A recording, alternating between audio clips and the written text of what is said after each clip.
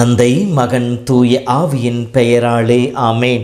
ஒவ்வொரு கடவுளுடைய அருளும் ஆசீரும் பாதுகாப்பும் வழி நடத்துதலும் உங்களோடு இருப்பதாக. பொதுக்காலம் 15வது வாரம் திங்கட்கிழமை இறைவார்த்தை பகிர்விலே என் அன்பு சொந்தங்களை உங்களை சந்திப்பதிலே பெருமகிழ்ச்சி அடைகின்றேன். வார்த்தையாம் இறைவன் உங்களை இந்த நாளிலும் இந்த வாரம் முழுவதும் தன் அற்புதமான நிழலை பாதுகாத்து வழி நடத்துவாராக. இறை வார்த்தையின் பிரகாரம் உங்கள் உள்ளத்திலும் இல்லத்திலும் நிறைவான சமாதான மகிழ்ச்சியும் தங்குவதாக. அன்பு சொந்தங்களே, நாம் ஜெபிக்கின்ற பொழுது நம்முடைய ஜெபம் கேட்கப்பட வேண்டும். இந்த ஏழை கூவி அழைத்தான், ஆண்டவன் அவன் குரலுக்கு செவி கொடுத்தார், எல்லா விதமான இக்கட்டுகளிலிருந்தும் கடவுள் அவனுக்கு விடுதலை கொடுத்தார் என்கின்ற இந்த வாக்குத்தத்தம் நம்மிலே நிறைவேற வேண்டும் என்பது நம்முடைய ஆசையாக இருக்கின்றது. 1 அரசர்கள் 8:52 நாம் படிப்பதை போல, உன் மக்கள் உம்மை நோக்கி மன்றாடும் போதெல்லாம் அவர்களுக்கு செவி சாய்க்கும்படி உன் கண்களை திறந்தருளும் என்று சொல்லப்படுகின்றது. எல்லாரும் விருப்பம் அதுதான். ஆண்டவரை நோக்கி நான் விண்ணப்பிக்கின்ற பொழுது இறைவன் என் விண்ணப்பத்தை ஏற்றுக்கொள்ள வேண்டும். தூபம் போல் என் ஜெபம் இறைவா உன் பாதம் வந்து சேர வேண்டும் என்று சொல்லி ஜெபிப்பவர்களாகத்தான் இருக்கின்றோம். நம்முடைய ஜெபம் கேட்கப்பட வேண்டும் என்பதற்காக நாம் எதை செய்கின்றோம்? நவநாட்களை கடைபிடிப்பது, நோன்பு இருந்து ஜெபிப்பது, ஒரு சில உடல் வருத்துதல் வழியாக ஆண்டவர் நோக்கி மன்றாடுவது, 9 நாட்கள் 9 வாரங்கள் என்று சொல்லி நாட்களை குறித்து இந்த நாட்களிலே மொட்டை அடித்துக் கொள்வது, திருப்பயணங்களை மேற்கொள்வது, அல்லது நாம் மற்ற பழிகளை ஒப்புக் கொடுப்பது, அல்லது தேர் திருவிழாவை எடுத்து நடத்துவது, ஆலயத்திற்கு தேவையான காரியங்களை செய்து முடிப்பது, அல்லது திருப்பலிகளை ஒப்புக் கொடுத்து மன்றாடுவது என்று சொல்லியெல்லாம் நம்முடைய ஆன்மீக முயற்சிகள் வழியாக நம் ஜெபங்களை இறைவன் கேட்க வேண்டும் என்று சொல்லி நாம் முயற்சி செய்து கொண்டிருக்கின்றோம். இந்த முயற்சிகளோ நாம் எடுக்கின்ற இந்த ஆன்மீக செயல்பாடுகளோ தேவையற்றது அல்லது இது வீணானது என்று சொல்லிவிட முடியாது. இவையெல்லாம் தேவைதான். ஆனால் இதைவிட மேலானது ஒன்று நமக்கு தேவை என்பதைத்தான் இன்றைய முதல் வாசகத்தில் எசையா இறைவாக்கின வழியாக நம் ஒவ்வொருவருக்கும் இறைவன் சொல்வதாக இருக்கின்றது. எசையாவுடைய முதல் அதிகாரத்தை படிக்கின்ற பொழுது, நீங்கள் நோக்கி மன்றாடுவீர்கள், உங்கள் கைகளை உயர்த்துவீர்கள், நான் பாராமுகத்தனாய் இருப்பேன், நீங்கள் தொடர்ந்து மன்றாடினாலும் நான் செவி கொடுப்பது இல்லை என்று சொல்லி இருப்பார். இன்றைய முதல் வாசகத்தை பார்க்கின்ற பொழுது அன்று இஸ்ரவேல் மக்களை இறைவன் சாடுவதாக இருக்கின்றது. அவருடைய கைகள் இரத்த கரைபடிந்தவையாக இருக்கின்றன என்று சொல்லுகின்றார். நீங்கள் பழி ஒப்புக் கொடுக்கின்றீர்கள், எல்லா விதமான பழிகளை ஆண்டவர் நோக்கி ஏறெடுக்கின்றீர்கள். ஆண்டவர் நோக்கி மன்றாடுகின்ற பொழுது அந்த பழிகளில் கடவுள் இன்பம் காண்பது இல்லை. காரணம், அவருடைய வாழ்வானது இறைவனுக்கு ஏற்ற விதத்திலே இல்லை. அப்படி என்றால் இறைவனுக்கு ஏற்ற விதத்தில் இருக்க ஒரு சில வழிமுறைகளை இறைவாக்கின வழியாக இறைவன் சொல்லி காட்டியிருக்கின்றார். ஒன்றாவதாக இஸ்ரவேல் மக்களை பார்த்து சொல்லுகிறார், உங்களை கழுவி தூய்மையாக்குங்கள் என்று சொல்லுகின்றார். ஒவ்வொரு திருமுழுக்கின் வழியாகவும் நம்முடைய ஜென்ம பாவம் கழுவி தூய்மையாக்கப்படுகின்றது. என்னுடைய சொந்த மகளாக அவரை அப்பா தந்தா என்று அழைக்கின்ற உரிமையை பெற்றுக்கொள்கின்றோம். இது தொடர்ந்து நடக்க வேண்டும். ஒவ்வொரு முறை நம்முடைய வாழ்வும் நம்முடைய ஆன்மாவும் அழுக்கடைகின்ற பொழுது, பாவத்தால் மாசுபடுகின்ற பொழுது நம்மை கழுவி தூய்மையாக்கப்பட வேண்டும். எப்படி கழுவி தூய்மையாக்குவது? இறைவன் நமக்கு கொடுத்திருக்கின்ற ஒப்பற்ற ஒரு வழி, ஒவ்வொரு அருட்சாதனம். அந்த அருட்சாதனத்தில் நாம் மூழ்கி எழுகின்ற பொழுது நம்முடைய பாவங்கள் இயேசுவின் இரத்தத்தினாலே கழுவி தூய்மையாக்கப்படுகின்றன. ஆக நாம் முடிந்த அளவிற்கு இந்த அருட்சாதனத்தை பங்கெடுத்து நம்மை கழுவி சுத்திகரிக்க வேண்டும். இரண்டாவதாக, உங்கள் தீச்செயல்களை என் முன்னிலிருந்து அகற்றுங்கள் என்று சொல்லுகின்றார்.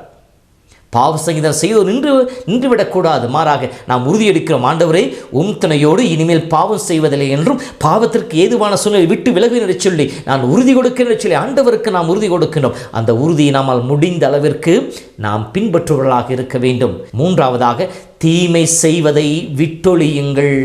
அவருடைய பிரசன்னத்திலிருந்து நாம் அதை ஆற்றினால் மட்டும் பத்தாது, மாறாக நம்மால் முடிவெடுக்க வேண்டும். இனிமேல் இந்த பாவங்களை செய்வதில்லை. ஒவ்வொரு உட்சாதன பொழுதும் ஒரு பாவத்தை தேர்ந்தெடுத்து இந்த பாவசங்கத்திலிருந்து அடுத்த பாவசங்கத்தில் செய்யும் வரைக்கும் இதோ இந்த ஒரு பாவத்தை நான் விட்டு விடுவேன் என்று சொல்லி அதை குறைத்து கொள்ள, அந்த பாவங்களில் நாம் விடுபட முயற்சிக்கின்ற பொழுது நாம் பாவங்களை சிறிதாக நம் வாழ்விலிருந்து அகற்ற முடியும். கடவுளுடைய அருகிலே நாம் வந்து சேர முடியும். இப்படி நாம் பாவத்தை விட்டொழிக்கின்ற பொழுது அந்த இடம் வெறுமையாகிவிடக்கூடாது. நான் பாவசிடம் செய்து என் பாவங்களை ஆண்டவர் ஒப்பு கொடுத்து நான் முழு முடிவோடு பிரதக்கனையோடு நான் நல்லவளாக வாழ்வேன் என்று சொல்லி முடிவெடுத்தோடு மட்டுமில்லாமல் அந்த நன்மைகளை செய்ய நாம் அருள் வேண்டும். அந்த இடத்திலே ஆண்டவனை குடிவைக்க வேண்டும், ஆண்டவரோடு இணைந்து இருக்க வேண்டும். நன்மை செய்ய கற்றுக்கொள்ளுங்கள். ஏனெனில் எபேசியர் சொல்வதை போல நன்மை செய்வதற்காகவே கடவுள் நம்மை படைத்திருக்கின்றார். இயேசு கிறிஸ்து அதற்கான அருளையும் ஆற்றலையும் நமக்கு தந்திருக்கின்றார். ஆகவே நன்மை செய்வதிலே நாட்டம் கொண்டவர்களாக இருக்க வேண்டும். நன்மை செய்வது எப்படி? அதற்கப்புறம் வருகிற 3 வழிகள். நீதியை நாடி தேடுவது, நமக்குரியதை நமக்கும் பிறருக்குரியதை பிறர்க்கும் கொடுக்கின்ற மனிதர்களாக நாம் இருக்க வேண்டும். பிறருக்கு கிடைப்பதை தட்டிப்பறிப்பவராக மட்டுமல்ல, பிறருக்கு கிடைக்கின்ற வாய்ப்பையும் நாம் தடுத்து விடுபவர்களாகவும் இருக்கக்கூடாது என்கின்ற நீதியை தேடுபவர்களாக இருக்க வேண்டும். அடுத்தது, ஒடுக்கப்பட்டோர் புறக்கணிக்கப்பட்டோருக்கு உதவி செய்பவர்களாக இருக்க வேண்டும். எல்லோரும் அவர்களை உதாசீனப்படுத்துகின்றார்கள், நானும் உதாசீனப்படுத்தணும் இருக்கக்கூடாது. மாறாக அவர்களை ஏற்றுக்கொள்பவனாக, அரவணைப்பவனாக, அவர்களுக்கு உதவிக்கரம் மீட்டுபவனாக இருக்க வேண்டும். திக்கற்றவருக்கு நீதி வழங்குங்கள், கைம்பெண்களுக்கு வழக்காடுங்கள். பெரும்பாலான சமயங்களிலே பணம் தான் எல்லா இடங்களிலும் நீதியை நிர்ணயித்து கொண்டு இருக்கின்றது. ஆனால் இங்கே கடவுள் சொல்வதனை எளியவருக்கு, வறியவருக்கு, ஆதரவற்றவர்களுக்கு, திக்கற்றவர்களுக்கு, தனக்கென யாரும் இல்லை என்று சொல்லி அழுது கொண்டிருப்பவர்களுக்கு நீங்கள் அவள் சார்பாக நின்று செயல்படுவராக இருங்கள் என்று சொல்லுகின்றார். ஆம் அன்பு சகோதரமே, இதோ இந்த வாழ்வு வாழ்கின்ற பொழுது இன்றைய திருப்பாடல் அழகாக சொல்லுகிறது, தம் வழிகளை செம்மைப்படுத்துவோர் கடவுள் தரும் மீட்பை கண்டடைவார்கள் என்று சொல்லி. நம் வாழ்க்கையிலே மாற்றத்தை ஏற்படுத்துகின்ற பொழுது கடவுள் தருகின்ற வழியை நாம் கண்டுகொள்வோம். அந்த வழியாக நாம் ஆண்டவரை தேடி வருகின்ற பொழுது கடவுளும் நம் குரலுக்கு செவி கொடுப்பவராக இருப்பார்.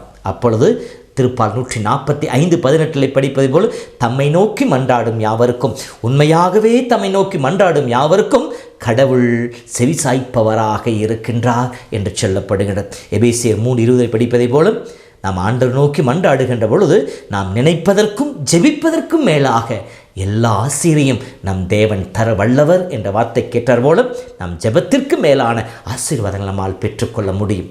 அன்பு சொந்தங்களே, நம்முடைய வாழ்வு சிறிது அலசி பார்ப்போம். என் ஜெபம் கேட்கப்பட வேண்டும் என்று சொல்லி ஆசைப்படுகிற நான், என் ஜெபம் கேட்கப்படுவதற்காக எத்தனையோ முயற்சிகளை செய்து கொண்டிருக்கிற நான், இறைவன் விரும்புகின்ற என் ஜெபம் கேட்பதற்கு அவர் காட்டுகின்ற வழியிலே என் வாழ்க்கையில் மாற்றத்தை கண்டுகொள்ள நான் விளைகின்றேனா? என் பாவங்களை விட்டுவிட்டு, பாவ காரியங்களை அகற்றிவிட்டு அப்படி நான் ஆண்டவரை நோக்கி மன்றாடுகின்ற பொழுது கடவுளும் நம் உள்ளம் நிறையும் அளவிற்கு, நம் வாழ்வு நிறையும் அளவிற்கு தன் கொடைகளால் நிரப்புவார். ஆண்டவரை நோக்கி ஜெபிப்போமா?